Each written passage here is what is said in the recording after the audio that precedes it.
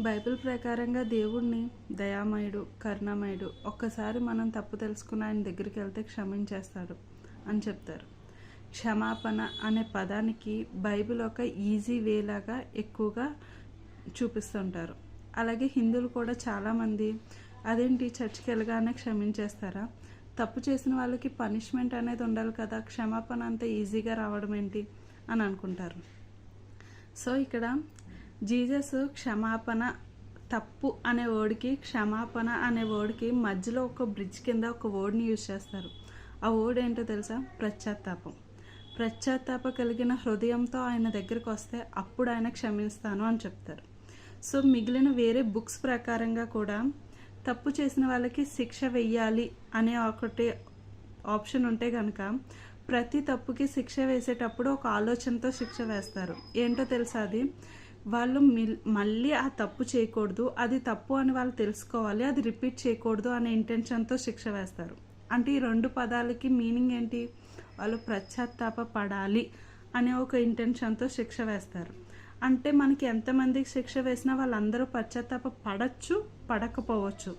కానీ ఇక్కడ ఇందులో కూడా ఫిల్టర్ చేసి ఓన్లీ పశ్చాత్తాప పడిన వాళ్ళకి మాత్రమే జీసస్ ప్రకారంగా తప్పుకి క్షమాపణ అనేది దొరుకుతుంది. అంటే it's difficult than other books. శిక్ష పడ్డ ప్రతి వాళ్ళు మారకపోవచ్చు, కానీ మారిన వాళ్ళకి మాత్రమే క్షమాపణ దొరుకుతుంది అని బైబిల్ చెప్తుంది. ఓకే, మనకి పనిష్మెంటే ఒక వే లాగా చూసాం అనుకోండి, మనకి పనిష్మెంట్ని ఒక స్కేల్ లాగా చూసుకుంటే మనకి కూడా ఒక నానుడు ఉంటుంది, పశ్చాత్తాపానికి మించిన శిక్ష లేదు. అంటే శిక్షల్లోనే అతిపెద్ద శిక్ష పశ్చాత్తాపం. అది అనుభవించిన వాళ్ళకి మాత్రమే క్షమాపణ దొరుకుతుంది అని జీసస్ చెప్తున్నారు. అంటే పెద్ద శిక్ష అనుభవించేసిన తర్వాత మాత్రమే క్షమాపణ దొరుకుతుంది అని చెప్తున్నారు. అంటే it's not a easy task. మనకి బయట నుంచి ఎవరైనా మనల్ని శిక్షించారనుకోండి, మనం మారకపోవచ్చు, కానీ మనంతటా మనకు లోపల పశ్చాత్తాప భావన కలిగిందనుకోండి, మనం ఎక్కడున్నా జైల్లో ఉన్నట్టు, నిద్రపోదామని ట్రై చేసినా రాదు, ఒక గిల్ట్ ఫీలింగ్ అనేది మనల్ని అనుక్షణం నడిపించేస్తూనే ఉంటుంది. ఆ పశ్చాత్తాపం అనే వేసే శిక్ష అనేది నార్మల్గా ఉండదు. అంత శిక్ష నువ్వు అనుభవించేసిన తర్వాత నీకు పరలోక రాజ్యం ఇస్తాను అని చెప్తాడు ఆయన. అంటే it's not a easy task.